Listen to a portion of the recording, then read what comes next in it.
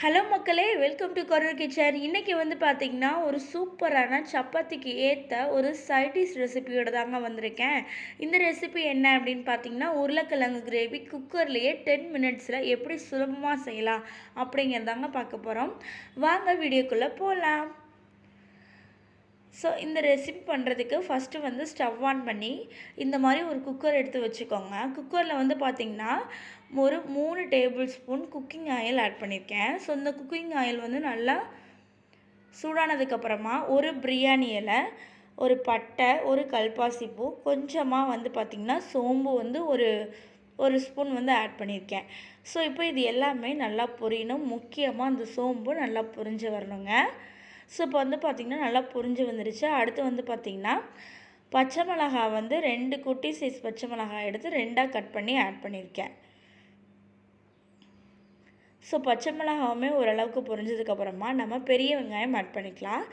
நான் சுமாராக சைஸில் இருக்க பெரிய வெங்காயம் எடுத்து 2 பெரிய வெங்காயம் நல்லா நீளமாக கட் பண்ணி ஆட் பண்ணியிருக்கேன். ரொம்ப பெருசாகவும் இல்லை, ரொம்ப சின்னதாகவும் இல்லைங்க. பெரிய வெங்காயமோட சைஸ் சொல்கிறேன். ஏன்னா இந்த அளவுகள்லாம் கரெக்டாக இருந்தால் கிரேவியோட டேஸ்ட்டு வந்து ரொம்ப சூப்பராக இருக்கும், அதனால சொல்கிறேன். அடுத்து வந்து நல்லா மீடியம் சைஸ் தக்காளியாக எடுத்துக்கலாம். எடுத்து அது 2 தக்காளி எடுத்து நீளமாக கட் பண்ணி ஆட் பண்ணிக்கலாம்.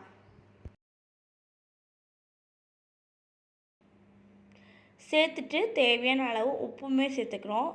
உப்புமே சேர்த்திங்க அப்படின்னா இந்த வெங்காயம் தக்காளி சீக்கிரமாக வதங்கி வர்றதுக்கு இந்த உப்பு வந்து ஹெல்ப்ஃபுல்லாக இருக்கும். அப்படிங்கிறதுனால நான் இப்போயே உப்பு சேர்த்துட்டேங்க.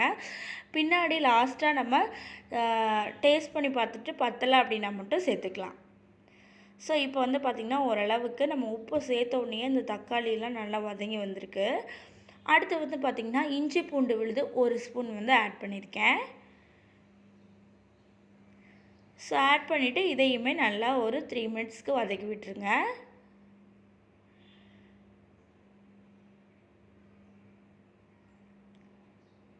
அடுத்து வந்து பார்த்திங்கன்னா கொஞ்சமாக கருவேப்பிலை, கொஞ்சம் கொத்தமல்லி, கொஞ்சம் புதினா வந்து இது கண்டிப்பாக போடணுங்க. அந்த ஃப்ளேவர் தான் இந்த கிரேவியோட ரகசியம்னே சொல்லலாம்.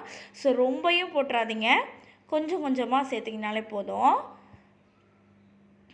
ஸோ கருவேப்பிலை, கொத்தமல்லி, புதினா இது எல்லாமே சேர்த்தாச்சு. சேர்த்துட்டு இதையுமே நல்லா ஒரு வதக்கி விட்டுருங்க. அடுத்து வந்து நம்ம மசாலா தான் சேர்க்க போகிறோம். 1 ஸ்பூன் வந்து பார்த்திங்கன்னா குட்டி ஸ்பூனில் மஞ்சத்தூள், 1 ஸ்பூன் வந்து பார்த்திங்கன்னா வரமிளகாத்தூள், 1 ஸ்பூன் வந்து கரம் மசாலா, 1 ஸ்பூன் வந்து பார்த்திங்கன்னா கொத்தமல்லி தூள், அடுத்து ஒரு 1/2 ஸ்பூன் வந்து பார்த்திங்கன்னா காஷ்மீரி மிளகாய்த்தூள். இது வந்து காரம் இருக்காது, லைட்டாக ஒரு கலருக்காக தான் சேர்த்துருக்கேன். ஏன்னா நம்ம ஏற்கனவே பச்சை மிளகாவும் 2 ஆட் பண்ணியிருக்கோம். அப்படிங்கிறனால நீங்கள் பார்த்தே காரம் ஆட் பண்ணிக்கோங்க.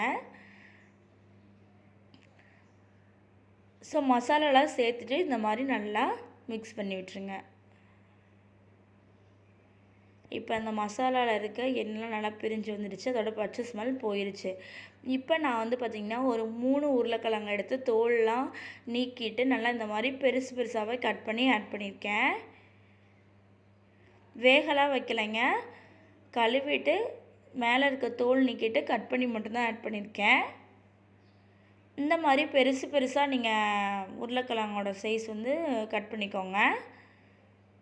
அப்போ தான் இந்த கிரேவி வந்து நல்லா சூப்பராக இருக்கும். இப்போ வந்து பார்த்திங்கன்னா ஒரு 3 மினிட்ஸ் நல்லா வதக்கியாச்சு. வதக்குனதுக்கப்புறமா ஒரு மூடி தேங்காய் இருக்குது பார்த்திங்களா, அதை எடுத்துகிட்டு கொஞ்சமாக சோம்பு மட்டும் ஆட் பண்ணி நல்லா பேஸ்ட், அதாவது நல்லா அரைச்சி அதை வந்து ஆட் பண்ணிட்டேன்.